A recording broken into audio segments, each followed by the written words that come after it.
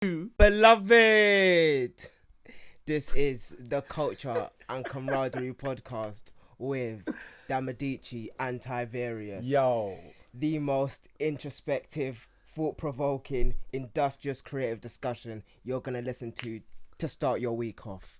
Wagwan. what's good? NY typical here. Yeah, Lax Era, LAX_ERA. Guanin. What's good, bruv? Eventful week. Eventful morning. Eventful morning. Eventful everything, man. pre-production. Look, life's eventful, man. Okay, get deep on me for no reason. Sorry, come on. Yeah, look. That's what you did the last podcast. You're like, the only person that remembers the name is Ricky. I was like, what the Wow. fuck, man? I can't help it, man. This is how I think.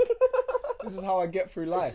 I have to do it. Bro, what the fuck? Well, no, because you know what? I was Nah. thinking about this, yeah? Some people don't think, you know. You Some catch- people don't. Some people just don't. They prefer not to. Like, I was thinking this thing today.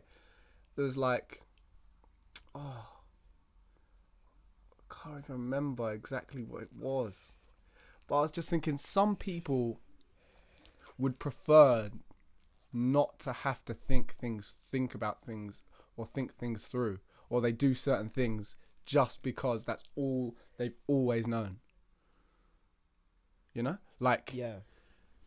I think it's just so crazy. Oh yeah, I think it was it was something to do with like milk, or because I was listening to this vegan lady talk about milk or whatever. And me, even though I'm not vegan, and I used to be vegetarian, and I don't necessarily subscribe to like. I think what vegans are doing are good, but Good for who? just good for the planet. There's good Is it? intention behind it. Look, Yeah, we're not okay. going to get into this debate. I know how you feel about it, but There's intention, but it's like, is it good? Like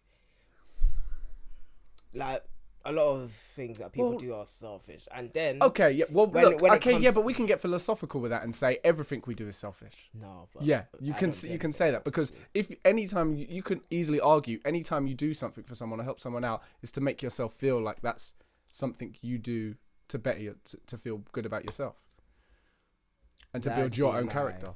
Well, is it a lie? But how could we ever know that's a lie? How can you be 100% certain that that's the truth? So I don't want to get into the deep Because- philosophical.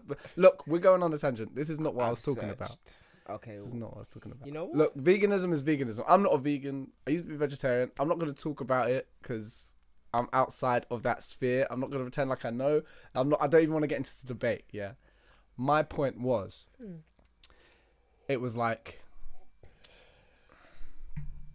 oh yeah, that was it. It was certain things. It was that. Do you know when they used to have that food chart, like the nutritional pyramid, and how everything that was on there wasn't actually necessarily true. Yeah. Like things like eggs It or was bread, to feed an industry. bread or milk. And it's so funny because even milk is a weird thing. I don't drink cow's milk. Like, I don't do that. Like, I'm not vegan, but I just don't drink cow's milk necessarily. Might have one bit here and there, but I will not have that in my cereal. I don't put it in my porridge. Like, I just tend to not do it. I just feel weird about it now. Why?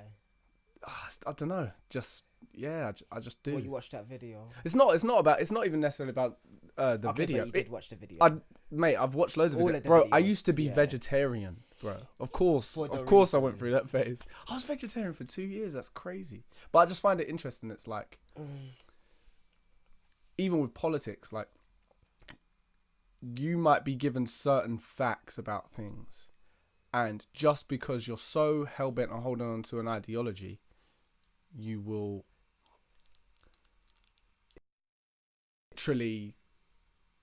you'll just deny facts for that ideology. You'll deny new information, new truths that are like proven truths, just to hold on to ideology. And it's not necessarily, look, there's loads of debates about milk and stuff like that. Like, I haven't looked into but just from the other stuff I've seen, it's not necessarily the best thing for you. Especially past a certain age. There's things I've seen. It's like once you're past a certain age. So contextualize people don't think, because Okay, like, well, I feel like that we've had this that was it. conversation. I'd like literally. Well, you know how I feel. Wait, no. But How did we start the conversation? no, that's how you start the conversation. That's literally No, oh yeah, because you said don't get too deep. Yeah, And no, then I was because saying about you get thinking. emotional. Like you get emotional deep. Like I get deep. Like just Emotional objective, deep. like Yeah, I do, fam. speculation. But when it like you, Emotions, bro. You gotta learn that sometimes. Still. no, leave that alone, fam. Anyway, Okay. yeah. So how was That was the a rest weird of your start. week, That was a weird though? start. But yeah, no. It was good, man. I've been just doing this challenge, 8 days deep. It's fucking hard, but like the love, and I was just saying before we started, like the love and everything that I've been getting, it's just been great, man. It's just really been a process of getting everything out of it that I wanted. Actually, the stuff I was saying last week is just exactly. It's so weird. It's just so weird because everything I wanted to get from this, I've built that muscle memory of making tunes again, like beats, and just the consistency, doing the artwork, slowly building towards the brand, and just focusing on my craft, falling in love with music again. It's been so weird, man, and just getting rid of that little voice in your head, you know. Yeah, Just being a practitioner. 100%. Yeah, and learning a lot of things that I've not done, because I think the way that I've approached this challenge, where I've done like a week of like one type of beats, and now I'm gonna go into Afro beats. I made my first one yesterday, like, and the love. Wait, you and made a that's been, week of. What was the first type of beats that you were making? There was kind of like hip hop esque, like with all the beats. I'm trying, like even the Afro beat one I made. It's not like Afro beats. It's like Afro beats with me infused. You know, like naturally, I'm not gonna. Okay, so Afrobeats inspired. Yeah. Well, Oh. the thing is, the kind of producer I am, like I can't just make. I'm not a stock producer. You know what I What do mean? you Like, mean by that? like I can't just recreate things. That's one thing. Like even with drawing, I've never been good at copying things. I can't copy things.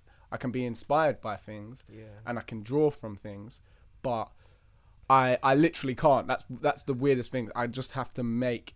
A lot of the time, I'm making it up. Like I don't have the focus to draw from certain things exactly. I can like with music, my ear's getting a bit better, and with that Afrobeat tune I made, it was kind of like there was certain rhythms and things that I've like paid attention to, but I just naturally have to entwine it with my own little twists, just naturally. But yeah, man. And another thing I've realized, like just through this whole process, is I think I would actually go insane if I wasn't creating. As hard as it's been, like, and as stressful as it's been at times, where I've just not been sleeping and I've had to do so many other things and balancing other things and paying attention to other things, it's been a real eye opener into what making things means to me. Alright. And I feel you.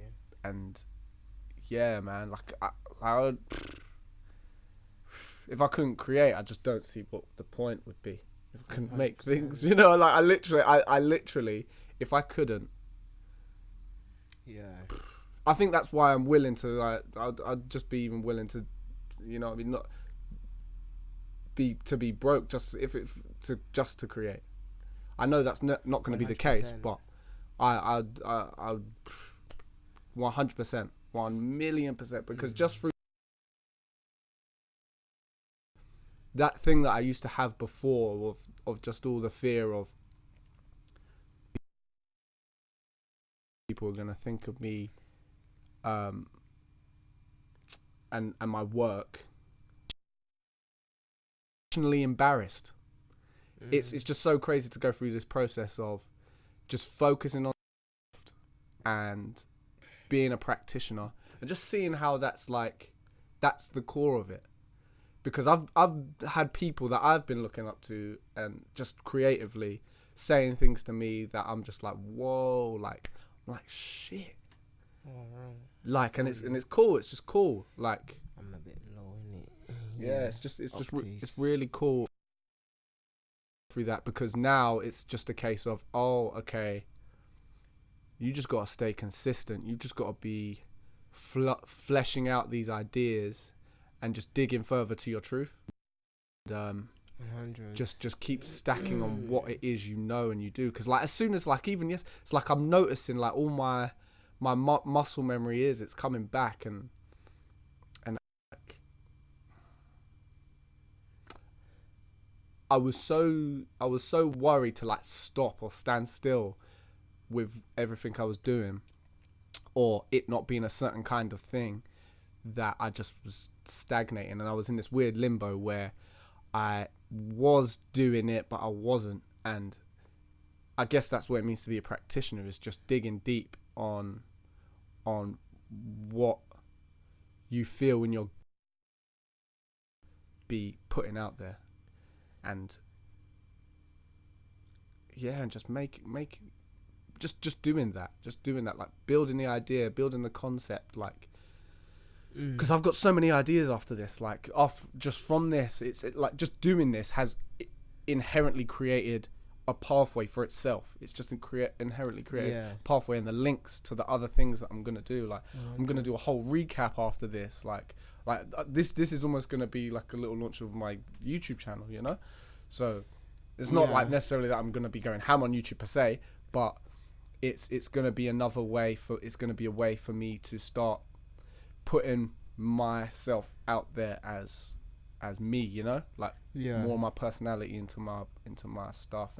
And the main thing that's covered is just seeing like this is the first time in my whole entire like music or artistic life even where I've had consistent interactions, not just from other people that I've been looking up to, but just complete strangers who just out of nowhere, just seeing what I'm doing and showing support and seeing the momentum, and they're seeing like, yo, this guy's actually doing something. Yeah, that's calm. Man. And it's man, and just actually being able to talk to those, and it's like I can see the pathway to that sort of building of a community and a fan base, and I can envision how I would interact within that community, like the things I'd want to talk about, things I wanted to discuss, the way I would develop my ideas around them, and what kind of people would be into what I do.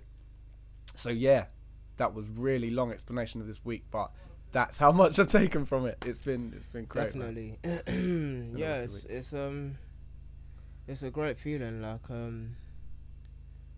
well, in this week, like obviously, I've not been feeling well and stuff for the past couple of weeks, but it's one of them ones where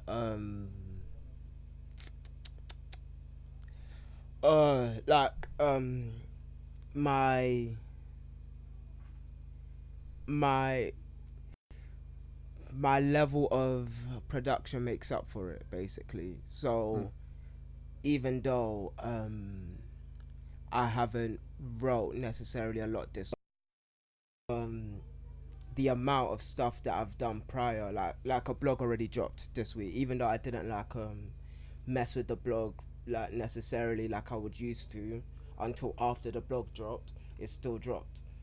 And like that's only because that I've been working so hard to make sure that there's a blog dropping every single week. And if I didn't do that prior, then it like if I didn't schedule it on the weekend, then you know it wouldn't like nobody would have been seeing work from me. And so yeah, like, and this is one of those like follies, isn't it? It's like a recoil of all the sort of things that I go through. Basically, the reason why I have to work by myself and work for myself, and like I have to make sure that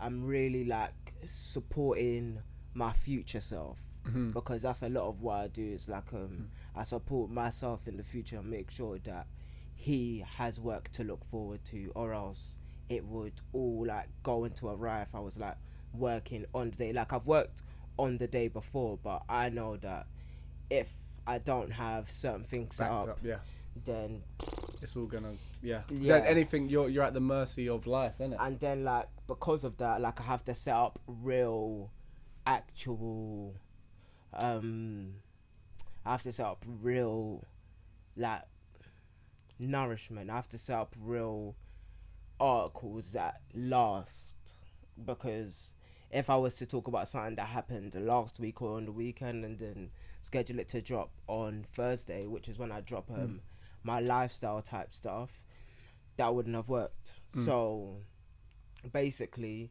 being able to drop something that has real long life value and a long shelf life is the reason why I'm able to a plus, basically. And I'm fam, I feel like so weird right now because yeah, but I can't even think straight. But it's one of them ones where I'm making sure that I continue everything that I'm doing, even though I'm not in the best physical form, basically. It's like, and we've also like I had a couple of conversations this week.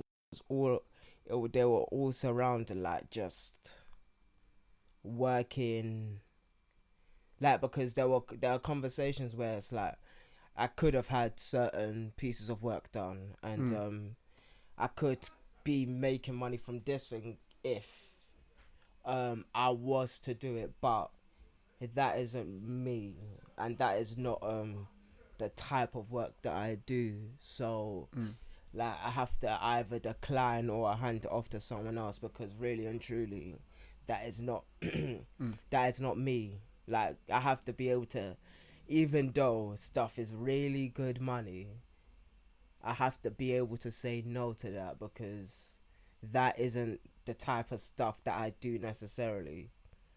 And yeah, like that type of stuff is hard, because like money is money at the end of the day, but it's like if it's not the money that you're if if the money you're making isn't from what I do, then I can't necessarily say that I'm one the best at it, which is something that I love to say. And two, Yeah. like I wouldn't be giving the best of myself, because that isn't what I do. But yeah, like this week showed me that it's like you just gotta say no and be like, if you have other work that's like this thing, then I can do that for you. But if you don't, then I can't. Like, and if it's this, I'm gonna have to respectfully decline. Because yeah, end of the day, it's bad for my health to just do work that is not conducive me being well. But yeah, oh yeah, me and Joe had a this week, innit? It was a fun conversation. Yeah, no, we did, man. It was Yeah, fam. Wait, when was this? We was on the phone the other day. I think it was Wednesday. No, was it Wednesday? Tuesday. Yeah, it was Tuesday. That was a long ass phone call. It was 3 hours. Yeah, just sort of plans, visions. Yeah. Oh yeah, because the podcast dropped on Monday. Tuesday came along and I was like, look, gotta have this conversation. Yeah, man. And then what? It went from like 11 to about 2 o'clock in the morning. That was a productive conversation. Yeah. And still yet to fully get on that, but I feel it's coming. Like, it's coming. No, you know what? Yeah. Now that I'm getting in bad spirits, like injection of vitality. Like I swear to you, yeah. Like when I say I'm the best producer, like I feel like I don't know what people think when I say that, but really and truly, this guy's about to ruin the whole show. Yeah, that was I'm just yeah. Like what I mean by that is that what I mean by that I was ruined the whole setup. What I mean by that is me as I work, I come up with ideas that are unlike what people have in the marketplace, and then I'm able to also do the things that people do in the marketplace, and then I'm also able to work to a high frequency, so I can work day by day and stuff like that. And I don't know, do I know anyone that produces as much as I do? I don't know yet. Yeah. So I'm that's coming why. up on hot on your tails, fam. Pardon? I'm Who? coming up on your tails. Watch. 2020, fam. 8 days in, man's getting cocky, fam. No, mate. The vision is clear. Wait, so you think that you're okay then? Okay. I'm not saying this year, but Yo. it's coming. Don't worry. Do not worry. You It's okay? coming. No, see, because that's funny. Like, someone thinking that they can be just as good as me. It's like it puts a fire in my chest. It's like, oh, Good, man. Good. it's like, oh, It's gotta be. you want a piece of me? That's the funny thing, though, because it's like, even whilst I'm doing this 8 days thing, like, I'm doing it with Willem. He's not, like, necessarily posting them up. Yeah. That was just something I committed to. But just having that where it's like, do you know when you just send someone, it's like, yeah, oh, man, I'm holding up on this, like, and even though, like, you're boys and you're doing it together, when you post that beat first, or you post the 2 that you dropped that you've done, yeah, and you're like, yeah, where's yours, bro? It's like, that's to me what, like, I just love that, because that's where that energy, it pushes you, man. It's like having that ecosystem. That's exactly what we was talking about in that call. But it's just really cool. Yeah, there's that, and then there's like the energy that girls give me. Like, those are the only 2 energies that like are real. Like, when I'm working real hard for interesting, because a girl's in my life, and or I'm working real hard because I just want, like, because I said before in our other conversation that I set up like just arbitrary goals to achieve something, because there's no one around that's doing what I'm doing, so I have to like figure out, okay, what level of production says that I'm good at this thing. So that's why I start, like, and now, like I just told you, I feel like I start dropping for like 10 articles a week. And I feel like 2020, that's where I'm gonna be, like, doing 2 a day, like morning and night and stuff, and hopefully like I'll be able to like do, because obviously like in Prime now I'm gonna be doing it once a week, innit? Like, yeah, there's so many like weird things happen. That's like and then some that I can't just say that I'm the best producer in the UK. And I was like, I can see where they're coming from, but no, it's like, I can't see where they're coming from. I can, because when you say things like that, it's the way it comes across to people. But is that necessarily a relevant thing as to why, or he, whatever? I don't know why I thought it was a she. That's weird, isn't it? Yeah. That's odd. Yeah, like, you're going to make people feel some type of way, but is that necessarily a reason why you should not have that opinion about yourself? It's not an opinion. No? It's not an opinion. Well, look, it can be classed as opinion. Yeah, it can be classed as opinion. Okay. By somebody else. Yeah, Not but to my me. point is, yeah. Yeah. Is that something that should stop you talking like that? If that's what you that's what you believe in yourself? You know what? Do you know how the conversation went? Because they didn't know anything that they didn't know the frequency in which I produce, because that's a big thing about production. It's like high frequency and high quality. Yeah. And that is like what I do. Wasn't that in the chat? I posted Is something it? like that. I swear I did. Or I was thinking to quality versus quantity. Yeah, let's get into it then. If that was a conversation. It was something I wanted to talk about anyway. No, yeah, let's talk about it then. Go on. Like, basically, like I was like, and then they were like, oh, because I told them that my website exists and my podcast exists and stuff, but it's like when people like don't necessarily want to take note of that thing, and then I'm telling them, look, it's 7 months deep, 150 articles written onto my website, like, and I've even got videos in the stash that I haven't even dropped yet, just because like, I want to edit them up a certain way, and but it's like, you're coming at me. No, I don't know why, like, I feel other people have an audacity, when it's me, I'm the one with audacity. But it's just like one of those funny things that like, if we're having a conversation, at least know what I produce, and then I see what you do, yeah. But this person has a high frequency and high quality, just like you. And because if you can do that to me, then I'll be like, okay, fair enough. Yeah, I get what you mean. Yeah. This person is okay, and then that changes it. Then you can say, okay, fair enough. If this was 2008, and like I was doing music or whatever, and like you had Kanye West like with his high frequency, high quality, and him doing Good Music Fridays, like you'd 100% have me by the balls. If this was friggin' 1980 when Vogue was dropping a magazine a month, then like it was something ridiculous. But I don't know anyone that drops articles as frequency as I do at all. Like I don't know anyone that drops it. And then massive conglomerate, like so an individual writer that drops as much as I do, and like I have. Like, what? But are you talking about within your sector, or are you talking? I'm looking at every single person within London, like every single magazine that I can even see, and just okay, what's their frequency like? And a lot of people are quarterly, bi-quarterly, and there's no one that's doing monthly.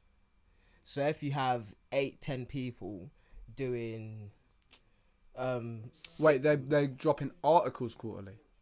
They're dropping magazines quarterly. Okay. That'll probably have 24 articles in there or something maybe. Okay, yeah. Or like in there, but like that is the same quantity that. But are they real as good as mine? See, and those are the type of things. It's like, you know, you can say that. Written. You can say that. You can say that. Like, you know. It's only a better writer than me, and they're a better writer than me. I'll say they're a better writer than me. I said written though, because you said wrote better than me, written better than me. Sorry, I was being that guy. Yeah, I genuinely don't care, but it's alright. It's like it was just too good opportunity. But it's like, and also there's like longevity, so it's like. But I totally understand someone saying that. The thing I'm is, not a great producer because. But the way actually, I can't say that. I can totally understand someone saying that, look, you've been doing this for 7 months. So, like, if you're at 2 years and you're at this high frequency, high quality, then you can start saying something. And that's perfectly fine. Look, it's probably the way people view writing. It's like... I can sit there and write something. Like, no one respects my writing, to be honest. I can sit there and write something, but if you actually look at the ideas, this is what I'm saying, and I think this is the problem with the world. It's like, obviously, ideas are a dime a dozen. Yeah, it's the execution of the ideas, but that's the beauty of an idea when it's put to use. The quality of the idea is what does become such an important thing, and I think with your articles, what I like about your articles is the way you link them together, and the way and just the perspectives you sort of talk about, and it gives an insight to even the layman to certain fashion topics and all the other things you talk about. It gives them a sort of insight and a way of thinking about the topics you do speak about. Ooh, which is what I got from it. That's what I try to do. Because when I see like you talking about certain trainers or you're talking about Virgil Abloh, it's like, yes, it's interesting, you know? Like someone who's not in that world, like I'm not at all, you know, but it's something that's always kind of interested me. But having that as like a sort of introduction. So I know genuinely, because this is probably the first time like it is. You know what I mean? Articulated it, but not even just articulated it. Because I know you've been dropping articles for time, but I've only really... Yeah, it's been years, but, you know, for this... Yeah, but not to this frequency, where to the point where I was just seeing you like... Yeah. I'm always saying it. You know, but like, my point... Yo. But my point is like... And that's what I'm saying. And the funny thing is, I'm getting to one a week I now. see that because I know you as well. Yeah. And it's funny because when you're outside of that, it's like, it's so funny. It's loads of people have like a mad opinion about stuff, and that's why I try not to do that so much. I have to catch myself sometimes, because having a mad opinion about something when you don't do that thing, like, you know, like obviously you can say, yeah, oh, like I don't like how that thing is done, but to criticize what that person's doing, or how they're doing it, etc., or the things that they believe about themselves, or their ideas, like, until you've done that, you can't really be, you know what I mean? You gotta watch the way you're thinking about what you're saying, you know? Yeah. Like, or with the intention with what you're saying, because everyone's allowed to have an opinion. Like, as we've said, once your work is out there, it's no longer yours. Like, it's the world's almost. It's not ours anymore. So yeah, okay, of course you're allowed to have your opinion, but just on an individual level, we've got to be more aware of, like, why am I saying what I'm saying? 100. Do I actually understand what I'm talking about? Yeah, like do you have a qualified opinion? Yeah. Like, that's one of the conversations that we had. Was it just before you started the 30? Like, I said that some people are just not qualified to talk about certain things that we talk about, or certain things that we do. And then that conversation, like, kind of just went on, because it's like, when we work, or when it's like, when it comes to a conversation of like quality, like there was this stuff. Yeah, I see. I meant to look at that. It's so frustrating. And Ebro that put it together? No. It was a cast called The Brew. Like, they like didn't put their names on the thing. I was like, as a producer, I was like, oh my god, I feel so sad for them. Like, they didn't put the names on the what? Yeah, on, like, they didn't, like, obviously, like, put their own names. Yeah, their name on the list, as in, like, they didn't say that it was from The Brew. The Brew's top 50. Literally, the list just says top 50 rappers, and no one knows who wrote it. Like, you thought Ebro wrote it, but Ebro wrote. Because I saw a thing came up. Yeah, Ebro wrote his own list, and so did other people. But it's like, oh, what? Just as a reaction to that list. Yeah. And it's like, you can't necessarily write a list if you don't have, like, one, certain rappers on there, and the fact that you don't have certain rappers on there means that you're not fully in tune. Yeah. Like, if you're not, like, if your hip hop opinion is and like, this was a top 50 of all time. Yeah. All time. Yeah. So, like, top 50, like, you need a real catalogue of, like, you need to know what you're talking about. You need to at least have a top 200 list. Like, and then you say you're 50. Like, that's how deep it is, because there's been so many rappers with so much quality out there, and the golden age in the 90s and stuff. Yeah, but like, I think, like, the top 50 is fair. It's just you got to know what you're talking about, because and be able to back up why you made those decisions. Like, see, but you need to know all the rappers. Well, yeah, and you need to know a lot of songs. And if you don't know a lot of songs, like, then you can't really have like, if you, like, you can say Nas and you can say Jay-Z, and then but are you gonna? But where do you have DMX? Where do you have LL Cool J? Where do you have Styles P? Where do you have, like, and do you group Styles P and the Locks together, like, or do you have, like, or do you have Jadakiss, Styles P in the separate places, and do you have Wyclef on the list as an individual, or Lauryn Hill, even though her Education album isn't a hip hop album, and that's only one album, so that means you group the Fugees together. Like, there's so many different types of avenues that you can go down. It's like, what is even the categories that you're basing this off? We have that conversation of being qualified. So what about writing? You can write as well as I can, or my writing isn't of value by any means. It's an intricate one, though. And then that's when we start having that conversation of, like you can say, because like, if I was saying, he's only saying that also from the way that you're saying it, though. No, yeah, it's a reaction, but it's a stupid reaction. Like, it's a stupid reaction, because you don't have a grasp on every single article I've wrote. You couldn't say, oh yeah, remember in Pain of Passion when you said, like, I didn't really like this part, like, and then you break down, oh, this, you know, Like if you were a writer, like me, I like I go to people for certain ideas and things um like when because I want to get an NPC. Like I went to certain people to ask about an NPC, and then I came back. But I go to the people that I would think knows have an NPC first, or even knows anything about an NPC, and then I'll do my actual research. But it's those people that I just go to quickly and say, "What's this? Like, what's this thing called? Let me go research it."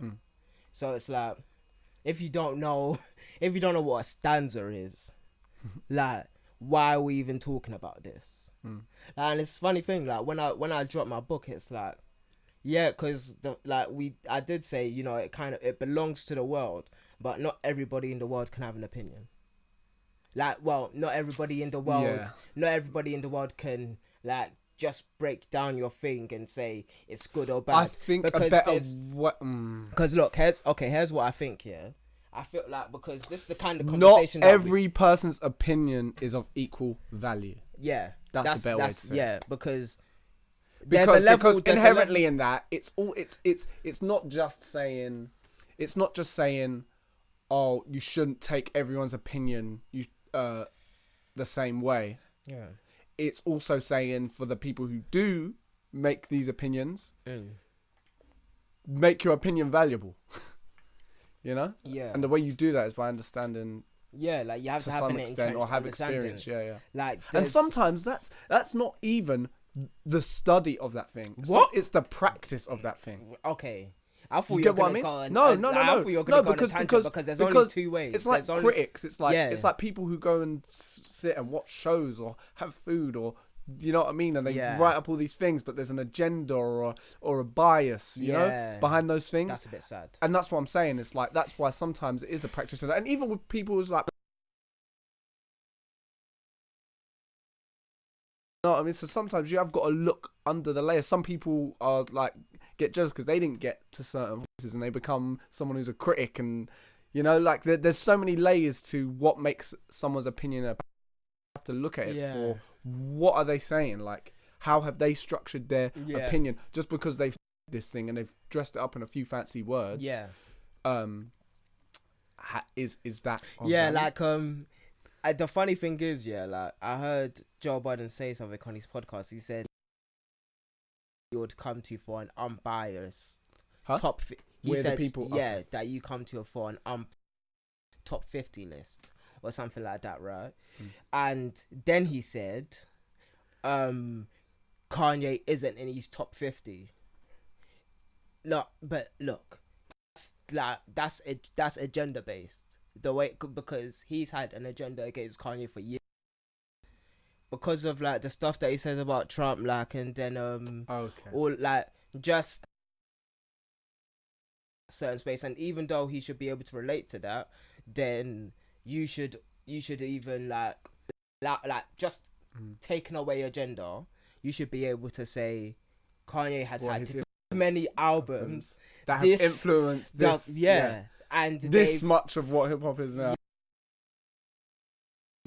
like he has to be in your top 10, and if he's not in your top 10, then you're hating, really. And it's not even in hip hop. Like we can remove hip hop and just say music, and then like just look at the landscape of music and all the artists that come out, and just be like, Kanye is the best musician that we've to this day.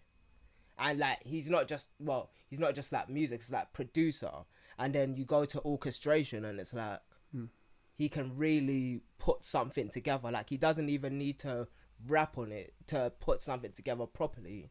And it's like, okay, we have to actually have the conversation about real producers are able to put something together. Like you don't even need to have your hands on it. And that's why I kind of rate Khaled, even though it's like he kind of makes the same song 10 or 20 times, but that's not the point. It's like the point is he's able to put things together.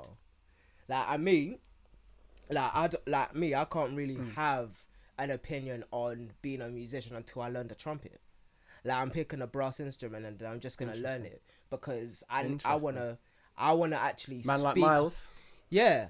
Like, John Coltrane. Was that the one? Okay, John Coltrane? Who was the is main like, reason that made you pick John Coltrane? Yeah, like That was that the song where you was marvelous. was that... My favorite things, like the way his rendition is just so marvelous, and it's like just hearing like what you can do with like one of those type of horns. It's like brass instruments. Yeah. See me saxophone. Whenever I hear saxophone, I just like gas. saxophone is like a lot more complex to learn. So it's like, but the thing is, it's not even that it's more complex to learn. Like the intricacies of like what you can do with a trumpet, just like just by little pressure points, and it's like you really for it. And like me, I feel like I didn't have an ear for music necessarily to be able to like just speak.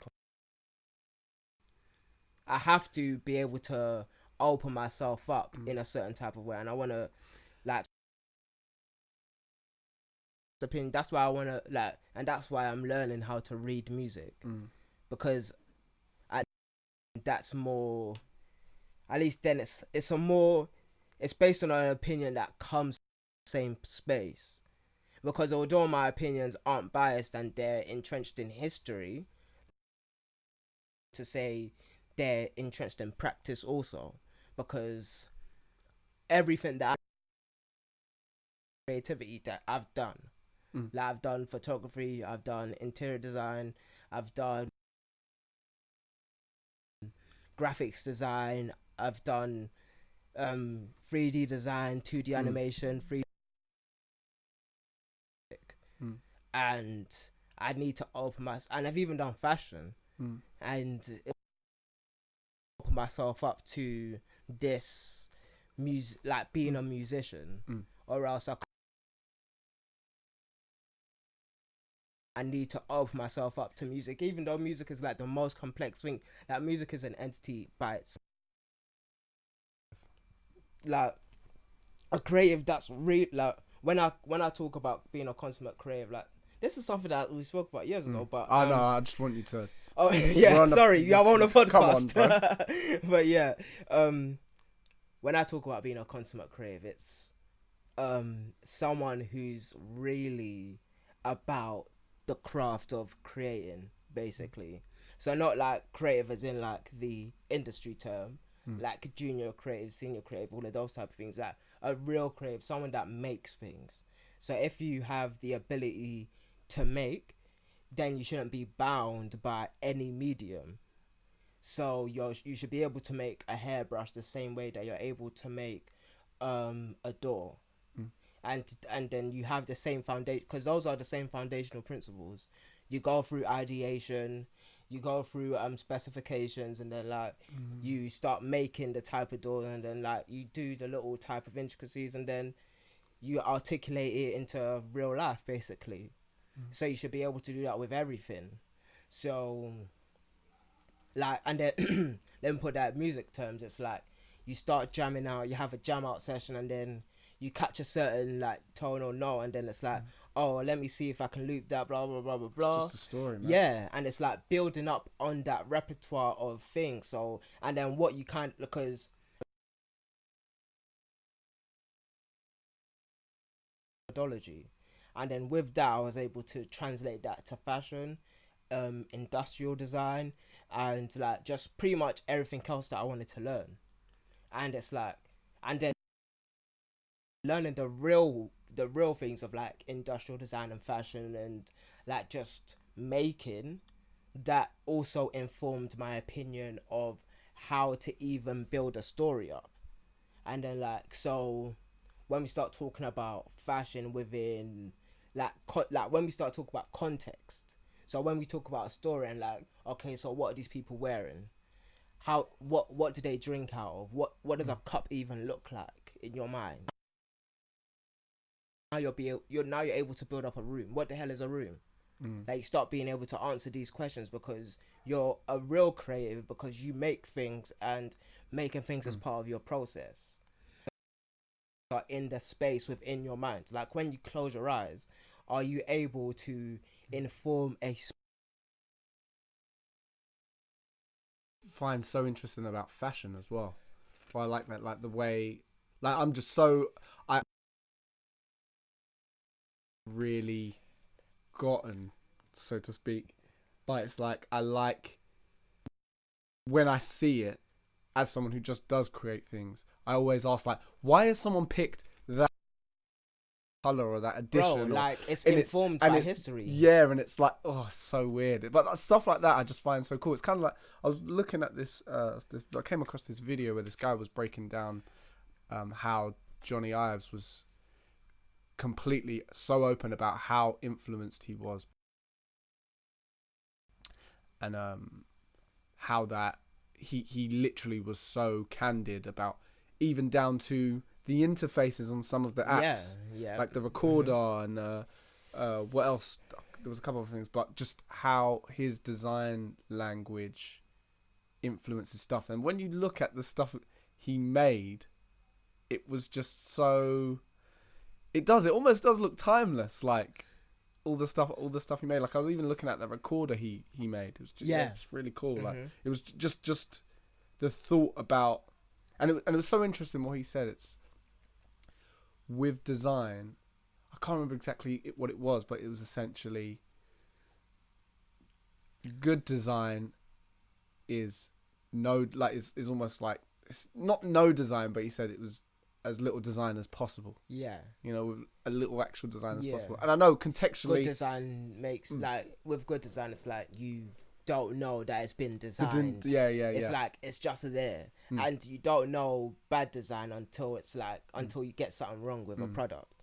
So that's what like. And I know that's a bit different from fashion, because with fashion, sometimes it is about having the aesthetic to tell a certain story within what you're wearing. Here's the thing, you know, and which is the same with films. But we'll go back to fashion, but it's like when I heard that, like back in the day, like this was at least like 4 years ago, or at least 4 years ago. Like when I was like really into the industrial, like when I started doing interior. And then I started looking at certain things. I started looking at milk cartons. And then I saw that you obviously don't have like the cows make milk cartons anymore. But like there's the little handle on top. Yep. Farm is stable whenever you're pouring. And then like you see the little ridges. And then start looking at a can. And then like you see the way a can is actually being made. It's like made from sheet metal, pushed down and stretched, and then you have the little, it's like a triple, the name, but it's like a triple wound steel seal, so it's like basically, and then it's sealed shut, and then because they're shaped like that, they won't burst open any corners, and it's like one of those like ways where it's like you have like has the optimal it has the optimal spacing on the inside, and it's like all of these other things it's not just about anymore. It's about storage, and it's about shipping, and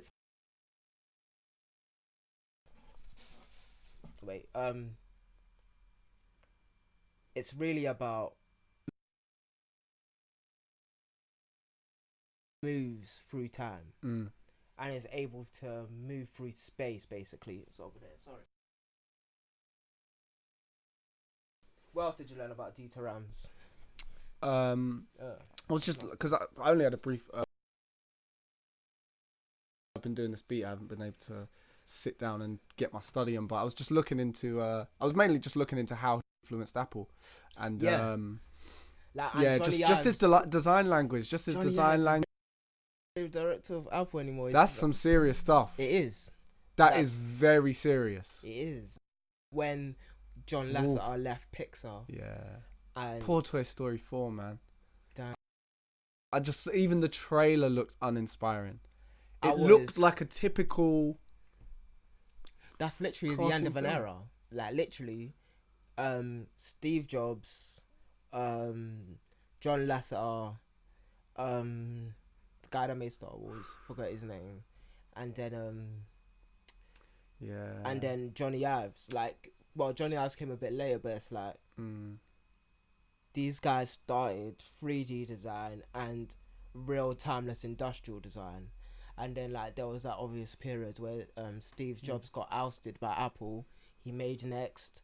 He has such a compelling story, and then Apple brought him back, and then he brought Johnny Ive in, and then it's like you get so much great design, and those it's just and then when you just hear that story, and it's like you understand the codes that come from the story, and like you're able to really see where greatness comes from, because greatness always comes from a place, but it's not just that. It gets concentrated once it's around other greatness, and then there's like a pressure cooker effect that happens, and that can last for like 10, 20, 30 years in their case, like until Steve died, and like Apple was bought and sold and bought by Disney and stuff like that. But now it's all about business, and yeah, It's terrible. it's about business now.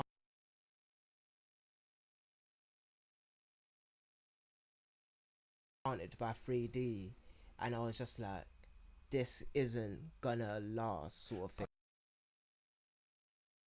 It's cool. It was always something that was so cool. 'Cause, like, what got you excited about it from the get go? Because I just don't know. It was a program that I was able to. I needed to learn. I knew that it was gonna be important. I knew that being able to ideate something in a space with as minimal money as possible, it's you're literally able to make anything within a 3D space, and then translate it into real. It doesn't affect reality really. It doesn't take away any resources and all of that. But that's also the other 3D thing. printing. Yeah, but that's when you're working, like it stays in that digital space, and then you're able to make it. And so that means you're already and stuff, and then you're able see to how it's gonna work in a 3D space. You can even get the space and have that thing that you've made, and be able to envision that. I forgot what I was gonna say. When you're able to do that, and you're just in a space that's untethered by space basically and time, and like you don't real resources. But even in 3D printing, you have to make something to exact specifications. The reason I did 3D is because you're able to make, and then now because I know 3D, I'm able to do industrial design.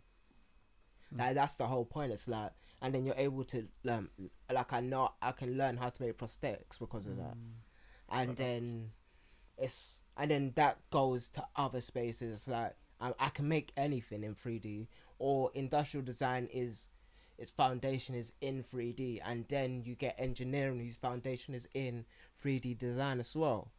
But you have to understand those programs are made for students to learn without, like, because the expenses would be so high. Like it's just the same thing with like graphics design, and Photoshop and Illustrator. It's like you would have to do so many different ideas on a piece of paper and like have them exact, and if you done something wrong then it flop. But what the reason I got disenchanted is because I knew that cinema wasn't the best way to utilize 3D, like because at the end of the day that thing isn't real. If once that file gets corrupted, then that file's corrupted, sort of thing, and you can't you can't have it anymore. Like it doesn't affect the real world. And like you can have a cinema, like it's like a how big is your dick competition sort of thing, because you're not really doing anything. It's like it's like it's not real. Like cinema isn't real. Like when you do 3D for cinema, it's not real. But when you do 3D for industrial design, because that's the thing, it's real. its own, and that's the thing about films, isn't it? And why I kind of got disillusioned with the whole concept art thing, because the whole reason why I even done concept art is because within everything, within films, within TV, within games, etc., etc., it encapsulated most what I enjoyed about creating things, which was having the vision and the idea fleshed out as much as like you could see that vision and idea. And although I wasn't physically going to be able to make the whole film, I could create the vision for what it was going to feel, be, and look like. Yeah, and it's not like I don't want to make films anymore. It's just that 3D, the way I was doing 3D, it wasn't to do films. It was to learn.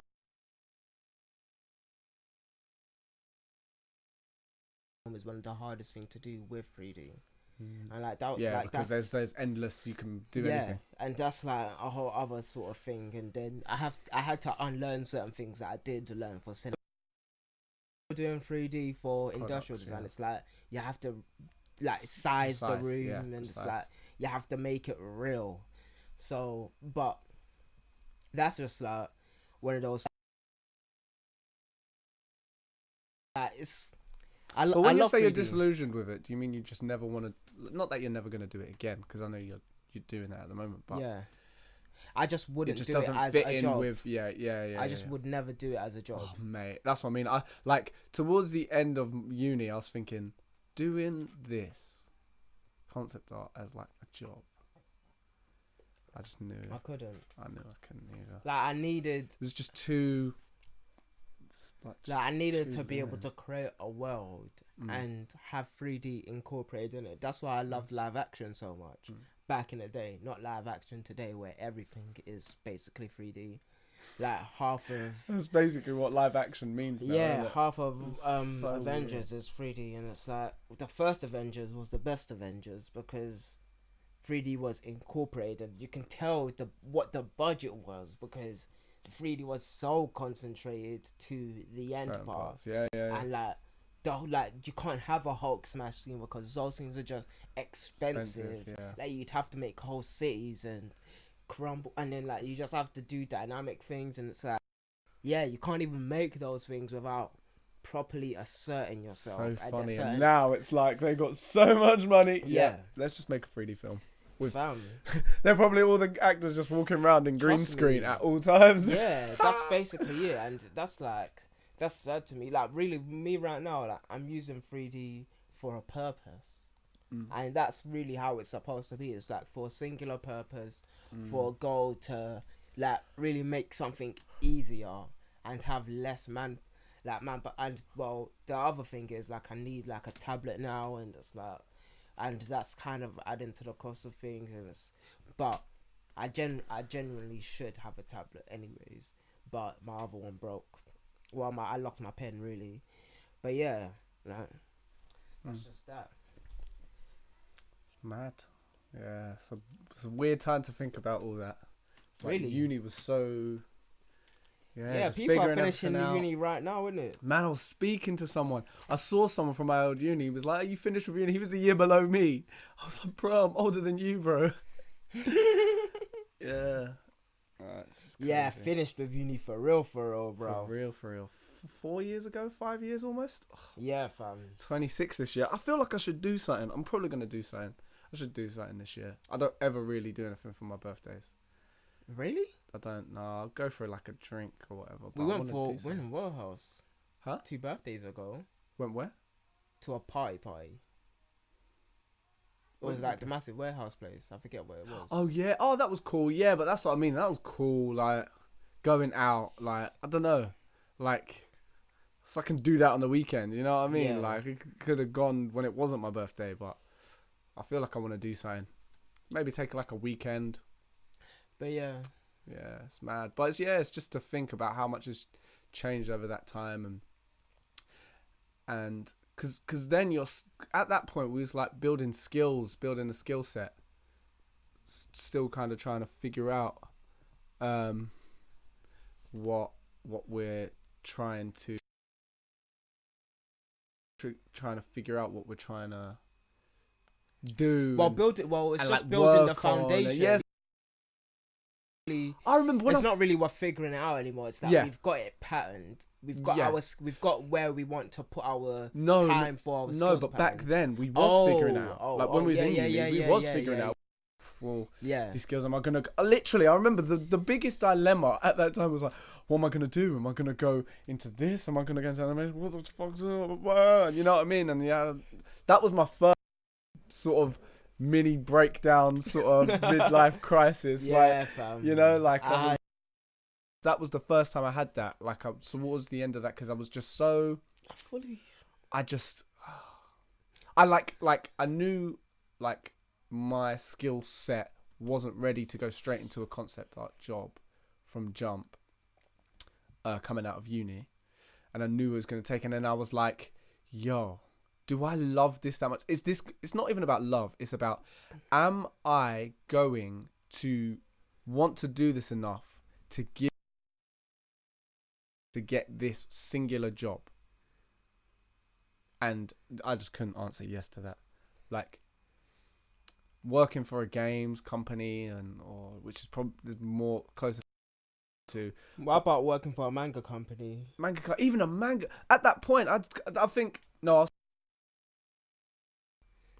But I was kind of coming off it. Like honestly, once the Oh, wow, fam. it was over. That was like, last. That was the last manga I watched, and even Hajime no Ippo, which was the last.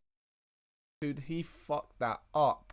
Yeah. Fam. Imagine, this whole time. Okay, I've just got to set the context. Spoilers, just in case you guys do watch that. What a beautiful segue.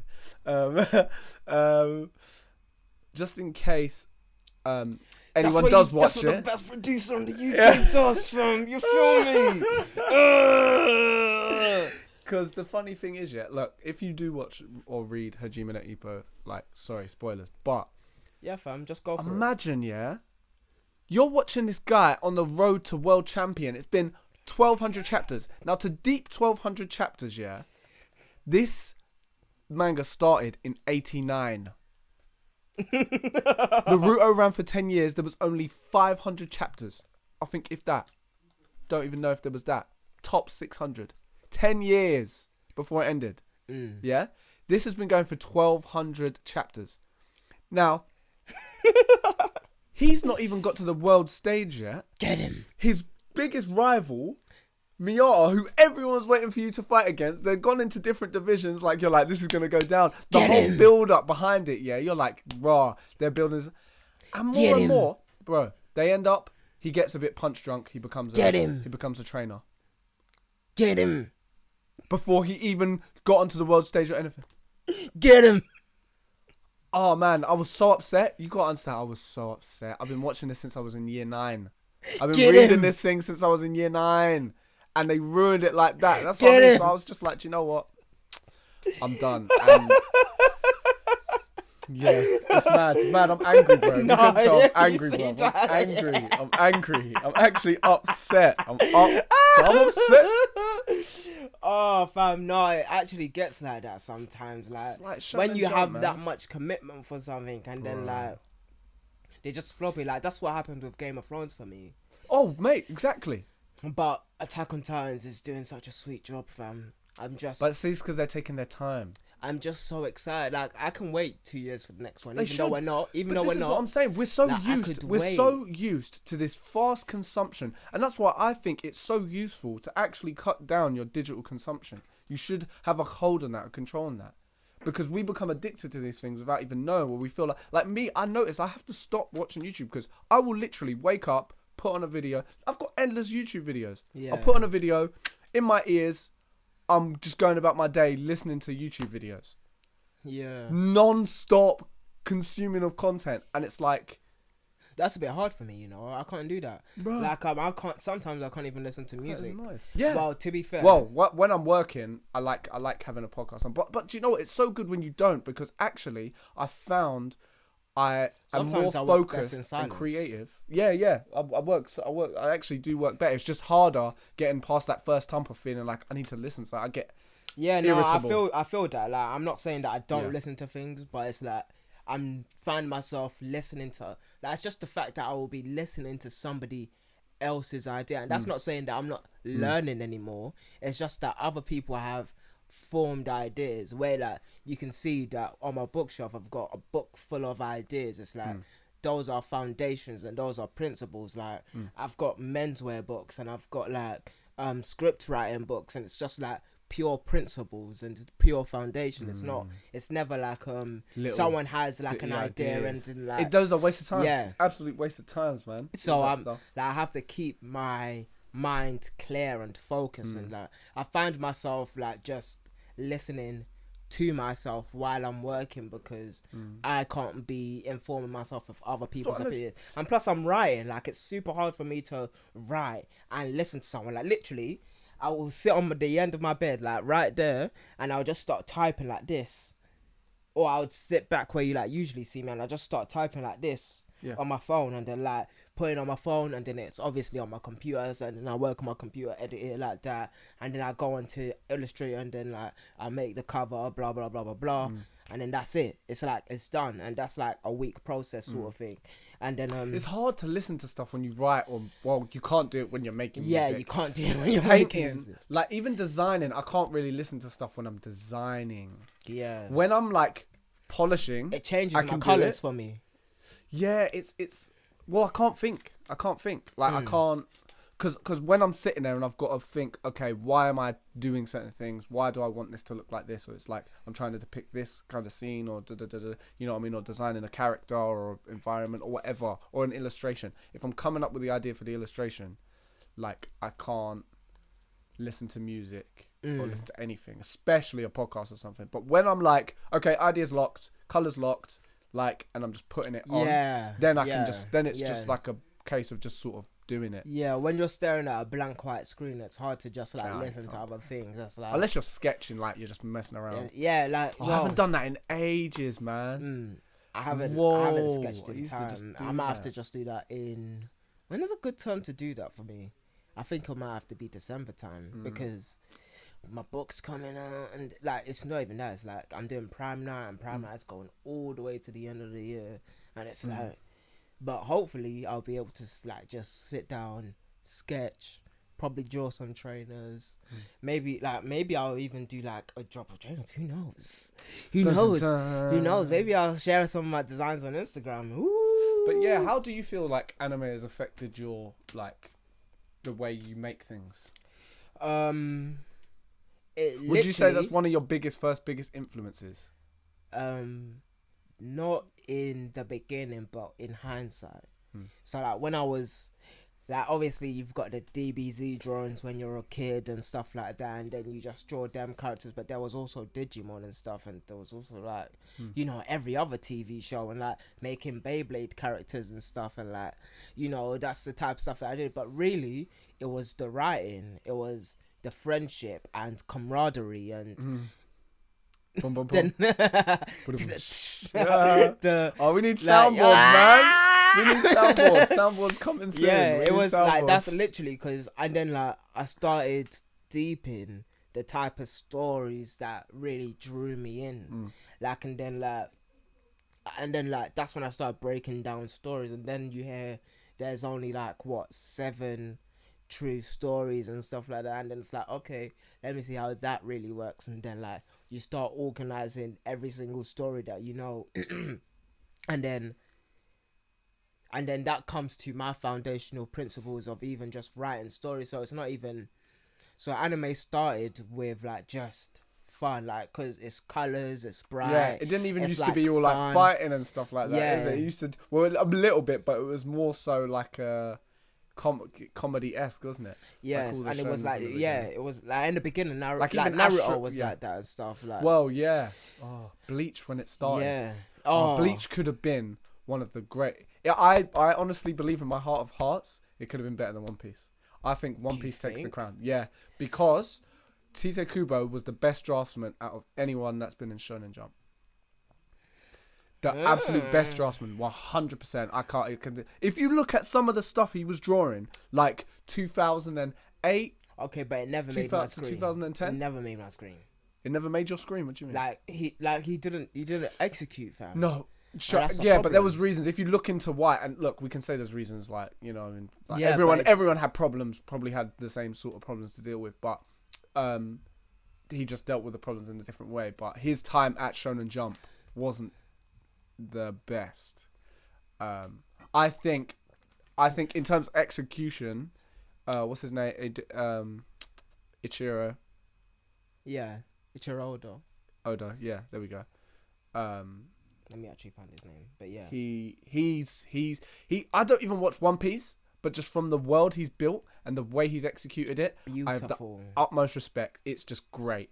Like Luffy feels like he is who he should have been, you know. And that's what I love about animation. Like sometimes I like when they get older. Like obviously they did a time jump in One Piece. Yeah, but they and just stuff. done it sick. But it was Just yeah, the it was character relationships. Like I haven't even watched it, and I can just see it from the clips that I've watched and the episodes I have watched. Because I was gonna start reading it, but like, look, I can't be watching reading 700. You actually can.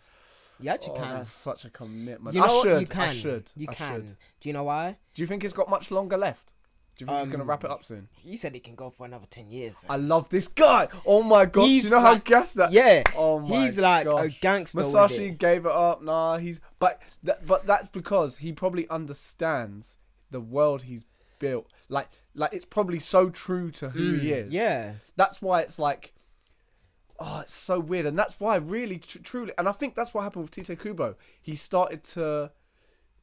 There was things that he had to do with Bleach, I think, that he didn't want to have to do, and Which were? Cause I don't know. I don't know. I story, can't remember, but I remember because it's not like Tite Kubo's looked, is gone over it specifically, but there was like some articles that he had been interviewed on, and there's certain things he had said in interviews about Shonen Jump that he just wasn't very happy, and I'm not even sure if he still makes manga now. Yeah, see, that's the problem. That's what I'm saying. Like So when it's you like, get disenchanted with something, it's like you can be the greatest in the world. he was but hands down the best draftsman, hands down. If you look at some of his panels, bro, no one can fuck. Even Ichiro Oda can't fuck with that. Masashi Kishimoto could not fuck with that. I don't know anyone who's in Shonen Jump even now that could fuck with what he was doing. His character designs, just the design of like the worlds, like, oh man, the motion in his panels is crazy. The only other guy I could say is the guy who illustrated One Punch Man. He's sick because he's had a few series throughout Shonen Jump's history. Yeah, and he's crazy. like, But he's the like only other person that I ones. could say could touch him. Tite Kubo was the man. That I think the biggest reason, Bleach got to where it was because of his like draftsmanship. Easily. Okay. Because the world we was can- sick. No, The world was sick. Come on. but- Come on. What? We can talk about all of these, like, drafts, like, because, fam, I'm sure your drafts look nuts. My drafts look nuts. No, not drafts. Yeah, no, like, okay. you know, things that he's done, but it's like, things that you've given to us. Like, what have you given to us? It's like, we can be the most talented, like, because this is something that I figured out. It's like, we can be so talented, and we can even talk about us being so talented. It's like, but are we giving something? Yeah. like, oh, we need to give of ourselves, and if we don't give of ourselves, we can't talk about. We can't talk, like, there can be like someone that's the greatest rapper. Well, writer. because I even say that, and because I'm agreeing with you, I guess, in a sense, but I'm even just saying that is to the potential to what he had to make that, and it's just unfortunate that for one reason or another he was disillusioned, whether that be because he just didn't want to draw anymore, whether it was because it was working in but yeah, whether it's because it was working in the industry. so but what I'm saying is, if you allow me to segue a little bit, Sorry. is when I'm learning to be a podcast wingman. when we're talking about, well, because now, like, Tyler likes to geek out. Right? I didn't know how much he was gonna geek out, to be honest with you. But you can see that's no, because I even notice in Man's got everything the I do, like just, passion, fam. it's dug into what I do. Like, and I can't Yeah. like, and I've tried to like come away from like manga or certain things, but I've just realized with my art style, like, Sometimes you just got bro, it's part of who I am. That's part of who I am. So that's it's like, it. That's it. It's like with me, one way or another, it's getting incorporated, and like I'm just owning that shit. You know. like I have to learn engineering, psychology, economics, and business. Like, I literally have to do those things, and it's not like I'm the greatest person in the world or I'm the smartest I'm a genius. It's like that just has to be with me. I can't go a week without learning about something. But that's within because that of how field. it implements into your sort of vision of Yeah, yourself. it's like, for yeah, yourself. it's like it's within my character to just do those things. It's like, just as much as I have to draw and I have to create, I have to learn about all of these industrious things. And it obviously, it builds towards my character, because yeah, I can be a consummate creative, and then now I'm even talking about being one of the most, I don't even know what it is. I just don't like giving certain things labels, but that's just what I learn. Like, there's being like, because I've been a creative for so long, that I can call it a consummate creative, because that's what it is. Like, those, that's what those words mean. It's like being totally within the creative field and having an eye and a hand in every single thing to create a oneness, because you can't just be like a bottle maker or a car maker. You have to be some of the greatest artists in the world to even decide to design like just anything. Like, I can make a coat, and with the same principles I should be able to make a bag, and I should be able to make a heater, I should be able to make a computer. But this is the thing, it's like, when we talk about what we love, it's like and um we just have the fortunate luck of the straws to just be understanding that what we love is also what we're good at. Mm. And it's like, Yeah. and because of that, it's like we're able to, and then because the second thing we had to learn is that we have to give of ourselves those things. Like, and it's not just that, it's like people appreciate what we give when we give it. But see, the only reason I feel like I'm good at, like, bro, I remember the days when I was whack at everything I'd done. Yeah. Like, because that's what I'm saying. That's why I even posed that question in the chat, is because it's like, how much does passion, like, and passion's such a loaded word, but that's the only way I can think of it. How much does passion sort of influence your ability to absorb and learn something? Because really, when you think about it, learning something, sometimes, especially when it comes to a skill or whatever, or even just your philosophy, because really, when, like, the way I make things is I've got a certain philosophy about them, just from the things I've picked up and what I find cool and how I see, like even though, like, we've talked about how detrimental it can be when you're creating things to have other people in mind, like, oh, doing that whole mess where you're like, oh, would that person like it? Would this person like it? But to a certain extent, I feel like it's sort of helped me, because now that I'm, by being a practitioner and committing to yourself to execution of a certain idea or thing, you're surpassing this thing of like, oh, you know what I mean, thinking, should I do this, should I do that? So like, if you're stuck in that place, reactionary, then you've already lost. But I guess the thing you can take from that is, okay, from my analysis of what I've seen of how certain things affect people culturally, or like how certain ideas influence other people's works or what they choose to do. Yeah.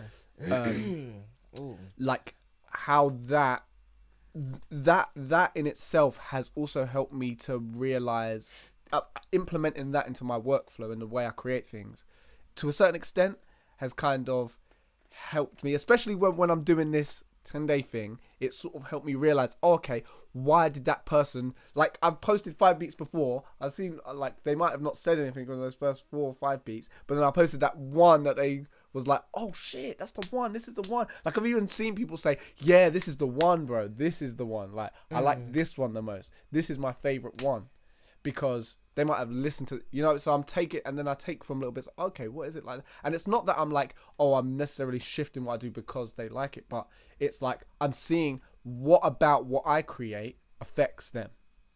Yeah, you need to be informed. Yeah, and exactly. Here's the thing, like, because I'm not saying, don't listen to people, but don't make people change what you feel is good or should make.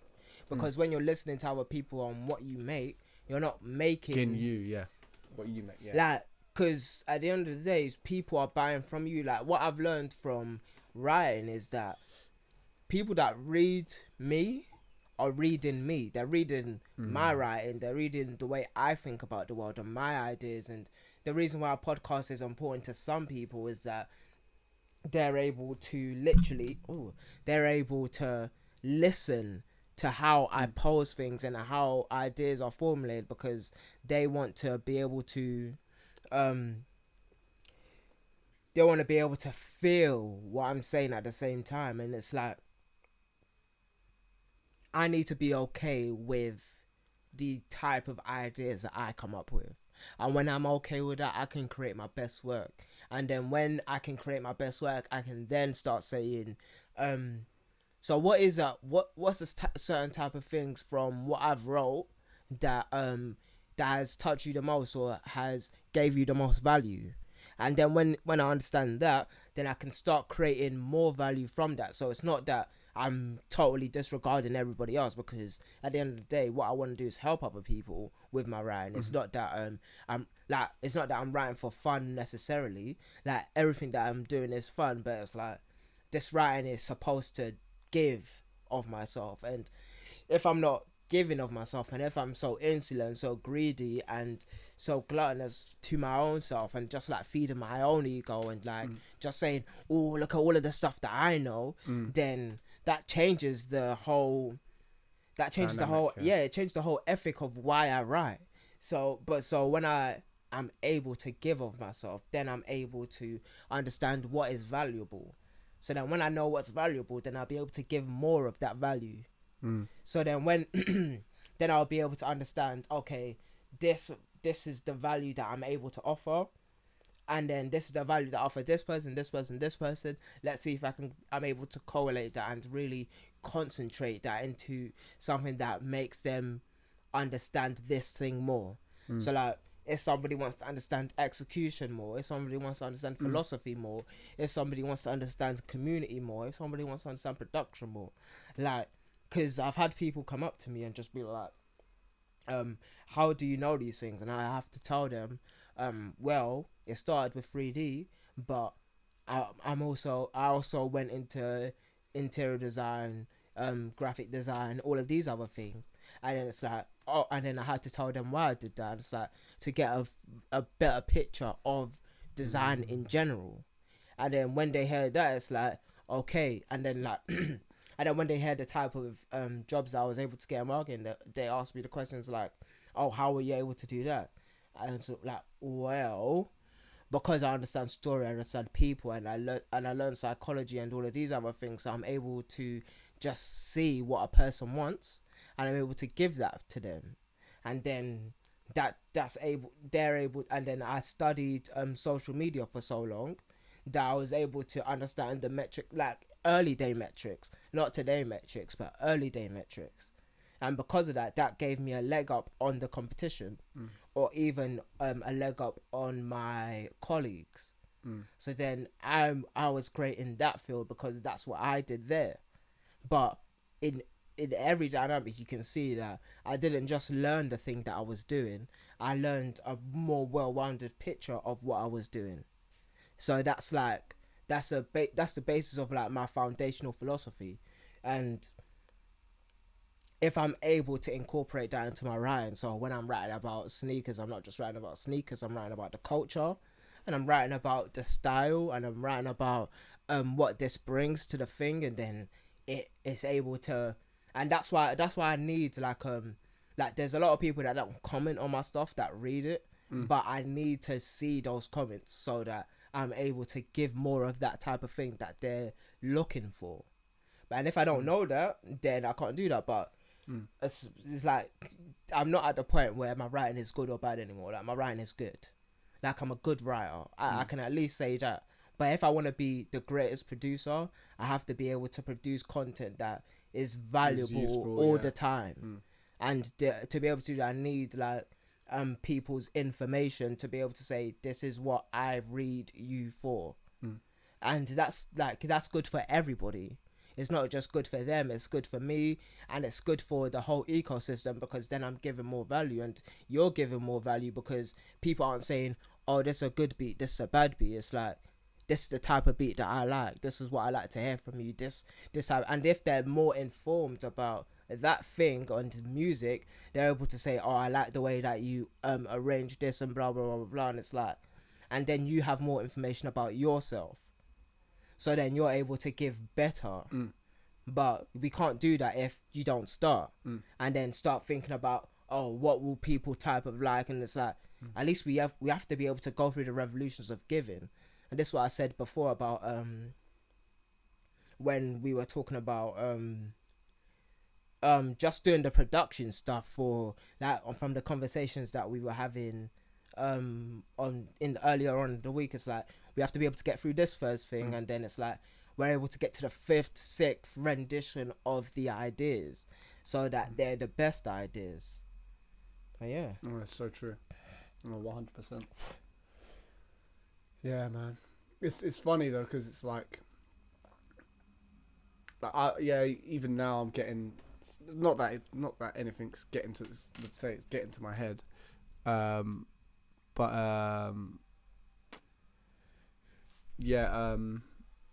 like in any way, I'm actually so shocked and appreciative of it.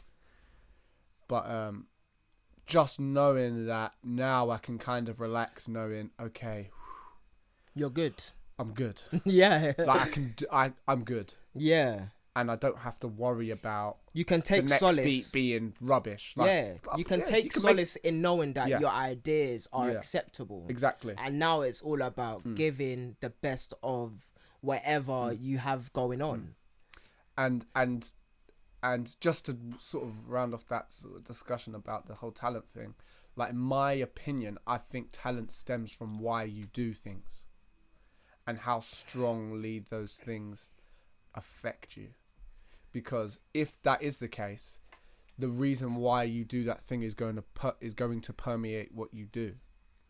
You know, and it's like there's levels to it. There's layers, because the deeper you go into a certain emotion or a feeling or a thing, that's why I think the greatest art affects us so profoundly, is because the layers in which someone has thought or felt something, and the way and they've, through a whole host of things, whether that be self-discipline, just straight willpower, drugs, adamant drive to complete this thing and prove other people wrong. Underneath that, there is emotion and a feeling that they're trying to articulate. Yeah. And the depth to which they've thought about that, and through that emotion develop their craft in articulating that idea, is the point to which you could say their talent is. Yeah, sometimes, you know? I even, like, because I believe that, but sometimes I just feel like, because with me before, until it was this year, I didn't know where my talent came from. I didn't know. What do you mean? Okay. I don't, like, what you're saying is right, but I didn't think about it consciously. It wasn't a conscious effort to put. But my that's what a lot of people emotions. will class what talent is. Like, because it's real. It's like I put myself into what I'm creating. Like when it comes to like drawing specifically, that's what I do, because I feel something and then I'm just drawing, and then it's like, and then, you know, like when you start getting therapeutic when you're like drawing, it's like that's what, like, it's cathartic, and then you just realize that you're putting something from your body into the drawings. Well, some people don't realize it, and a lot of people don't realize it, and especially in the early days. But see, that's why I say it's why. Because on the flip side, I have spent, even drawing, something that I've always been able to do to a more or less lesser degree. I've always felt like I was fighting for it. What do you mean? Fighting for my skills, like fighting to get better. Like I always felt like I was conscious about practicing. I was conscious about getting better at drawing, or like even with drawing, like I'm just sitting there like practice, like, drawing these pictures again and again. Like even from a young age, before I knew what it meant to practice specific skills like anatomy or proportions, I got that I just need to do this all the time. Like, and I think we had the discussion before. That was probably the last time around year 7 to year 9 when I was like, I'm drawing because I can't not draw. Yeah. You know, like that was the last time. After that, it was kind of like, well, this is what I'm choosing to do. I want to get better at this now. How do I practice? And from that point on, it was kind of like I was always gauging myself on, am I good enough? Am I good enough? Am I good enough? Am I good enough? Am I good enough? That went into music, even though music came along and it just like, that was another thing I couldn't, well, when it comes to music, when I first got introduced to music, the first couple of years of making music, I was like, yeah, this is the jam. Like, I just couldn't not do it. That was in part what kind of got in the way of uni at times, because I just wanted to make beats. But I think what held me back so much is the reason I was making in the end was this sort of elusive idea of potentially my work being just people finding my work to be the greatest, and I can just, you know what I mean, make this certain kind of stuff. Like, instead of it being like, what's the idea? Why are you doing this? Yeah. Like, what are you chasing? What are you chasing? What are you trying to articulate? You know? Yeah. Like, and that is always at the core of it. And it's the passion to which you want to articulate something. That's the reason why I had to learn. Like, I had to learn everything, because I needed to be able to articulate in the best way possible. Like, you have, because I knew when I started drawing for college, I knew that my drawing level wasn't what it needed to be, and I needed to have a better grasp on just body dynamics and like just perspective, just to even articulate where someone is within a certain type of space. And then that grew into other things, like learning anatomy came later, but it's like just being able to build a realm. It's like you need to be able to get that from your head onto the paper, and that takes a lot of effort, a lot of learning, and a lot of like breaking away, and a lot of finding the right elements to build that world. And it's like, and that really, because here's the weirdest thing. It's like, when I was building a world, I always wanted to build something that I always wanted to see in real life. And I didn't necessarily think I was capable of doing that, so I would always make it into a story and into a script, because I was just projecting what I would want to see into the world through means of dialogue within a story. But now it's like, I can't just do that anymore. Like, I have to attract certain people. I have to attract just the right type of community. Try to build the right type of network to like engage certain people that I just love to hear from. Like, I love knowing like the weirdest people, but I also love knowing like the greatest academics in the world. Like, that's really my thing, being able to like draw from both ends, like being the weirdest but being the most having the most intellectual or scholastic type of conversation. And like, a lot of creatives don't like to do one thing, and a lot of academics don't like to do the other thing. So I need to have both those worlds within me, and then from that I'm able to like build, and then I'll be able to like take one thing and build a network. So like, you got my book, but you've also got my website with like those type of ideas that come from a certain place. And it's one of the, like, because my book is like really emotional and really artistic, and it derives from that certain emotional place. But you've also got my essays on Sukso, which is like super duper academic, and it's like so straightforward, and it's just facts, and all of those are just facts that are out there and put into organized form. So you got facts, and then you've got emotion, and then you build those two together, and that's the type of world that I want to build, and like the type of network that I want, and that's just the type of love that I want around me. It's like having an immense network of people that just feel and able to articulate themselves, because I've learned that a lot of people don't even know how to articulate themselves. They don't even know how to say what they think, and a lot of people just say things but don't act upon the things that they say. And I think that's a big testament to the world we're living in at the moment now, isn't it? It's like, Someone was speaking about this the other day. Mm.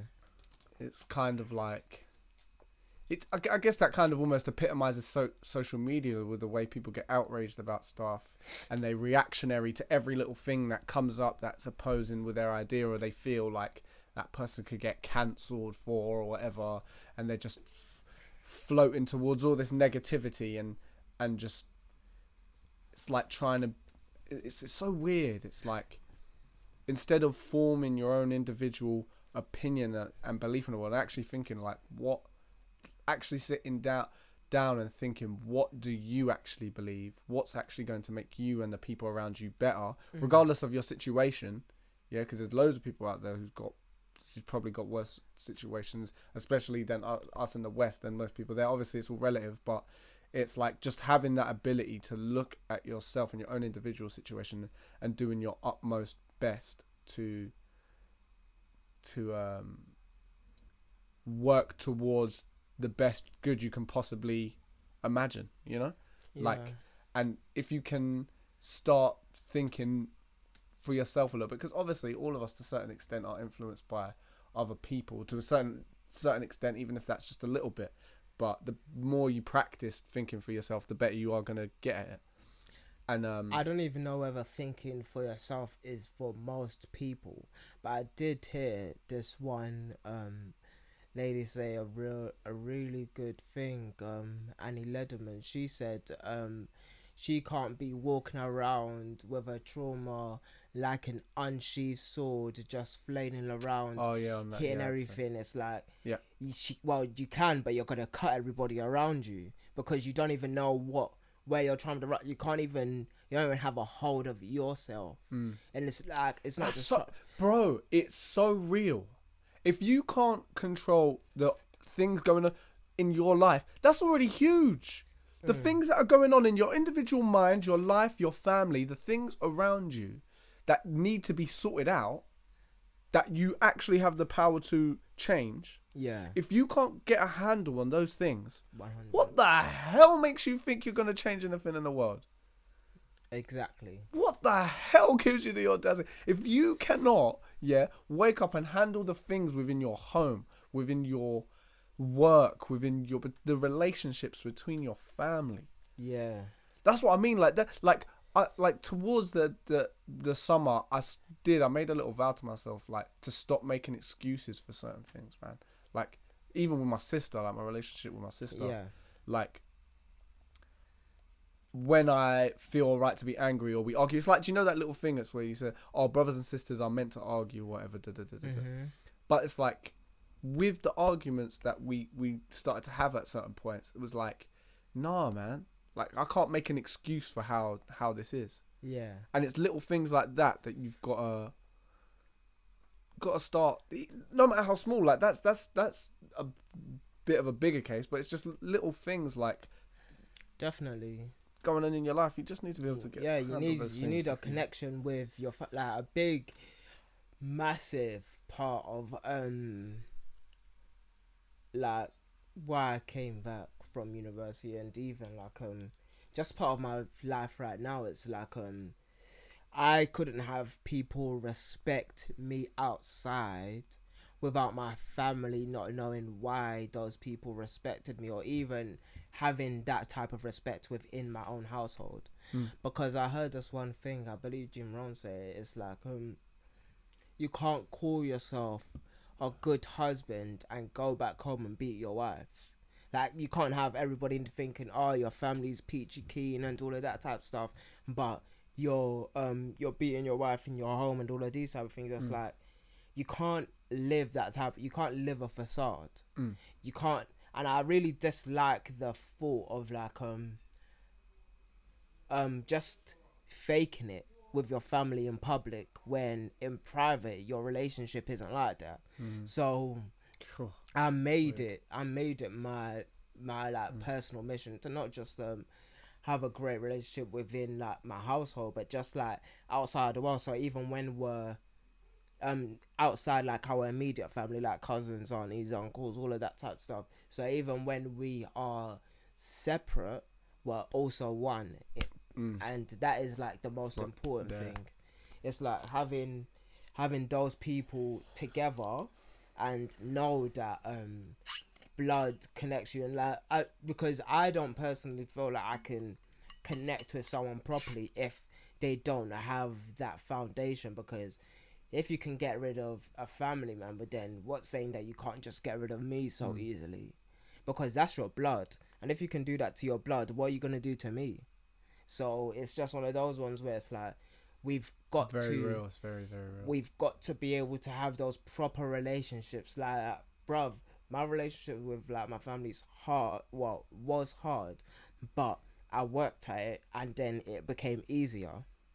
But that comes with work, and if you can sort the things out in your head, that's the biggest like obstacle ever. Then you can sort the things It's out the with your same things with family, relationships, and then though, it isn't it? permeates outwards. It's the same things even with like having like just a relationship.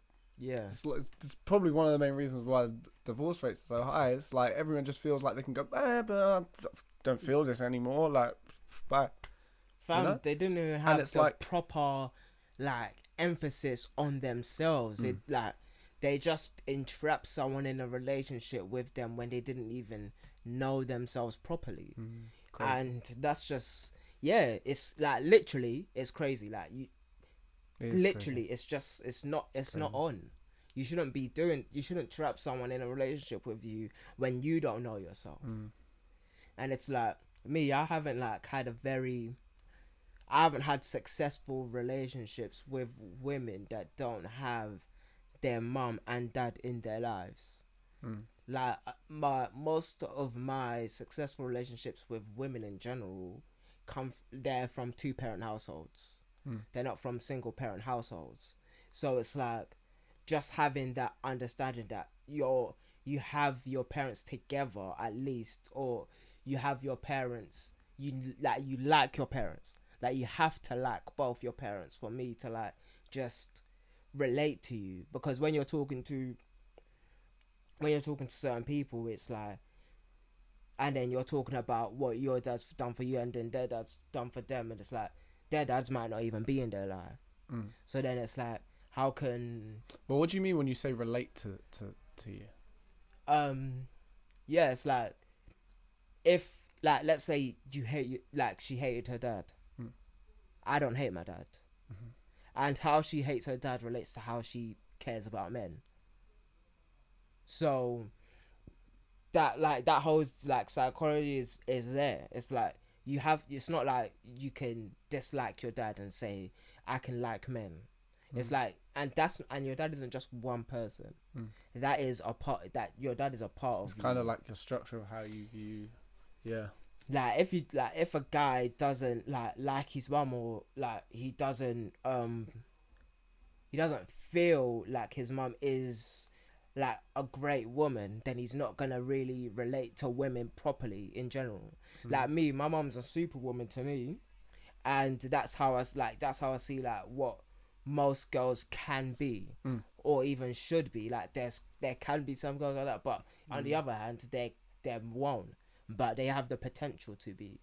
And that is my idea when I look at women. It's like they're amazing, but that's only because of my relationship to my mum and knowing how hard she works. Like my relationship with people and ethics and just like understanding relationships comes from my dad, and my hard work comes from my mum. Like, and those two help me build the person who I am. Like those are the type of lessons that I learned from my parents. Like both of them are hard workers, but I learned more from my mum on that front, and both of them can relate to people, but I learned more from my dad on that front. So it's like I'm able to build who I am as a person and just care. Like I'm able to care outwards, because in the beginning, like when I was younger, it was like I was able to care, but I was like I was unwitting to the public and not knowing that how I was acting was out of the ordinary, because people don't just give of themselves freely and expect nothing back. Like, and I didn't know that in my younger days. Like I would just cause like I found countless people jobs. Like someone tells me that they're looking for a job, I will go on a job hunt for them. Like that's been me since I was able to get a job. That's when I've been getting other people jobs. Like since I was able to like find a job for myself, I was like, okay, I found out the codes on how to actually go on a job, and I can do this. And then I've found like jobs for other people and be like, oh yeah, you can work. Da, da, da, da. And then now I'm more so in the creative industry doing it, and it's a lot harder to get creative jobs, but I know how to do it. Like I can find a DJ job for someone now. I can find a graphics illustration job for someone. I can find like a wedding photography job for someone, just because I've built those skills up, or not even those skills. I built that relationship up with people that they can come to me and say, oh, do you know someone that can do this? And I say, oh yeah, this person, and then it's like, but that's just a tangent on saying that's just what I do. And then I didn't know that people did that, or people don't do that. So I had to take a step back and be like, well, yeah, everyone's well, if I give you something, you got to give me something. And not everyone's like, this, like, everyone, like, just, well, most people take advantage of that, just of the avid kindness, like, the kind, like, and then when I do it for certain women, it's like, they think that I want something for them. Like, when I support women mainly online, they think that I want something from them.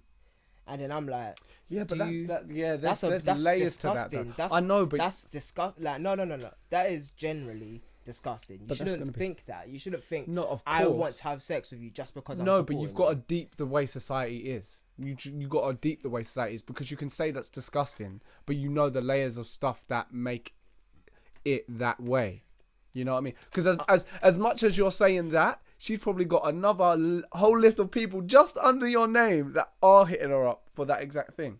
And not just that, it's like, it's not just that thing, but it's the way perception is in society that everyone is I have to say to them, because this is this is going to be really mean. It's like, I have to say to them, well, I don't find you attractive.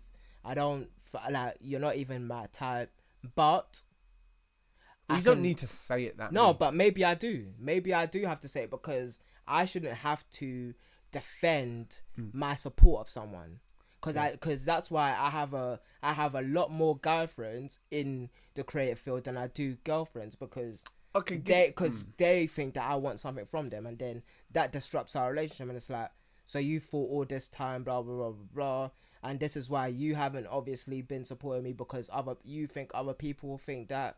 So then, you know what? Boom, I wipe my hands of it.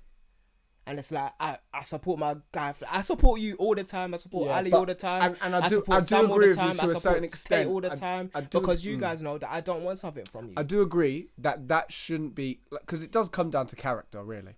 It does come down to character. Like, that shouldn't be the first go-to thing that you assume when someone does hit you up. It's harder to, but you've got to be able to discern that it's kind of like innocent until proven guilty. Because fair enough, if that's not something you want and that's what it comes to, you're just like, yeah, okay, cool. But it's like, you shouldn't be treating people like that who are just approaching you because they like your work. It's harder now because of the way society is. But like, I don't have an emotional connection to people online like that. I don't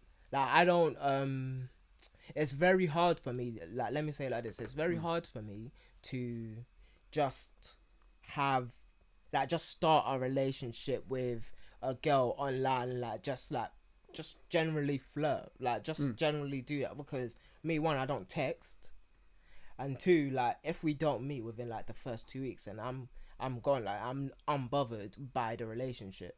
I'm unbothered in general, but now we've been talking for 2 weeks, but we haven't seen each other.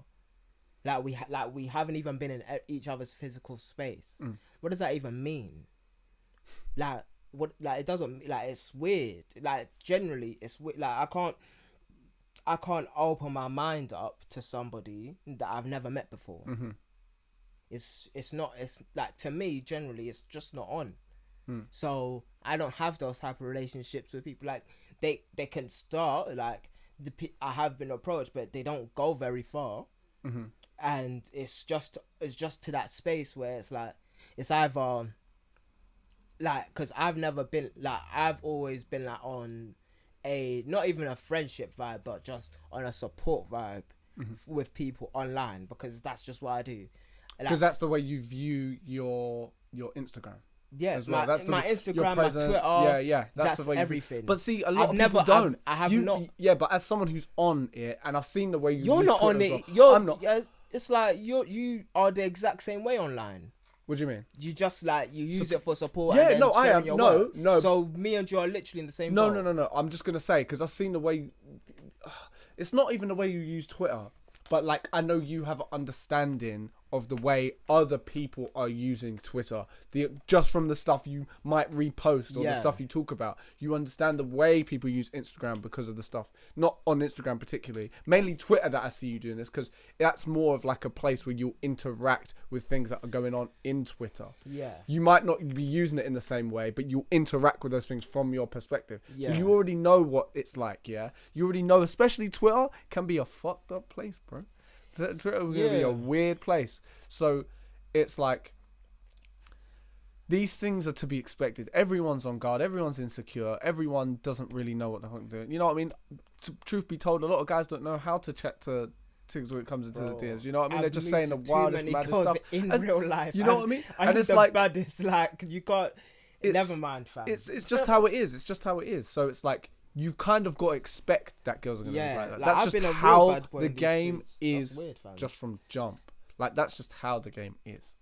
But it's like whether that's good or not, whether that's like those people who are doing good work, it is whether that's an insecurity that they have themselves. It is a case of character and how they approach situations like that. Like it should, like when it comes to your work, it should always be default. It's kind of the same thing. Do you know when you see on Instagram people? I can't believe it's funny that people still do it. But do you know those people who will just go through Instagram Explore with a hashtag and then they'll just write, "Love this, man. Check out my page when you get the chance." Like, what? What are you doing? Like, you know what I mean? It's like you have to. It's all got to be done. It's got to all be done with a purpose, and especially when it comes to your Instagram. Like like fair enough. Like when those spamming people are there, you're not gonna reply. You're just gonna be like, okay, that is what it is. Like, yeah. It's like when someone's genuinely like, yo, this is cool, I like this, and you have a little moment, you interact, you talk about that thing that you've done. Yeah, that's fair enough. More time if you can kind of tell when someone's being genuine in that sense. And so a lot of the times I feel like when things are coming, when stuff like that happens, it is just a place of insecurity.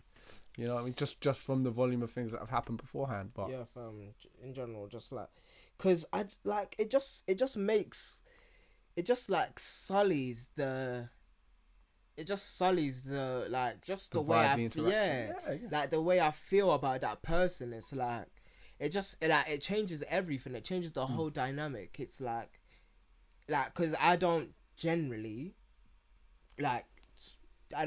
swear or talk about sex with certain girls online. Like I just don't. Like it's like I will banter, like, and there's banter, but then when it comes down to it, it's like all my online space is like support. So it's like, and I used to like just compliment people online back in the days, like 3 years ago or something. I don't do that anymore. Because of the perception, and it's like, no, I don't think so. I think your rule of everyone gets one, should apply to that. I believe everyone gets one, and it's because I think that's a good thing to go by. It's like there's no reason why everyone shouldn't get a chance for your because otherwise you hinder your ability to give, and I feel so good when I've commented on something that I actually like, and more time. Like it is, guys, but they'll be the okay. Well, it's like we have a good interaction, and it's like like we're building the ecosystem. You know what I mean? You're building the ecosystem, and that's what my Instagram is slowly becoming about, and I love it. That's why this whole period is just so cool because I'm just trying to show support, appreciate the support that I'm getting, and like bouncing back and just building that sort of creative hub. Like all the guys in Sway, they're about like Willem's about to drop his EP. That's going to be fire. Ali's got Madness coming. It's just going to be such a cool 2020. Like, and Yeah, fam. just getting better at just, you know, just positivity, abundance. Like everyone's just so scared of losing something, you know what I mean? Like that they're hindering what the ability for the things that they can get. Like don't sacrifice what you could be for who you are. Like you've got to, you just got to have that good, you just got to perpetuate the good energy and just move forward. Instead of like, yeah, okay, the things that you don't like and that you don't want around you, yeah, discard those things. But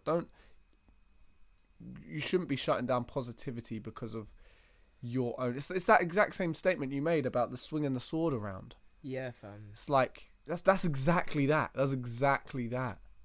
It's exactly that thing. But look, we're almost hitting 2 hours. I've got a duck. Sweet.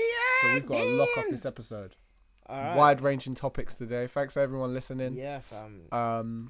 This is episode 6 of the Culture and Camaraderie podcast with Tyvarius, Tyler Edwards, Damadici, NY Typical. Yeah, so at LAX_ERA for my Instagram. Still doing a 30-day beat challenge, so please lock in. Yeah, Prime Night. Soon come. August 22. It's all in the pipeline. So yeah, please stay tuned. Show some support. Share the podcast. If you don't already, I'll follow you back. If you follow us on our podcast and stuff. Exactly. Yeah, we're on a wide range of platforms now. Yeah, let me do that. What? Yeah, like everyone who's following, because I don't follow everyone that follows our podcast page, innit? So I'll follow them on my NY Typical. There we go. See, look, he's giving out the love. Yeah, okay. I'll follow them on NY, because obviously our page doesn't follow anyone. It just follows us. Exactly. Yeah. Okay. Well, look, dudes, have a good week. Enjoy your day, enjoy your morning, or the rest of the week whenever you're listening to this. Things will get brighter. Love.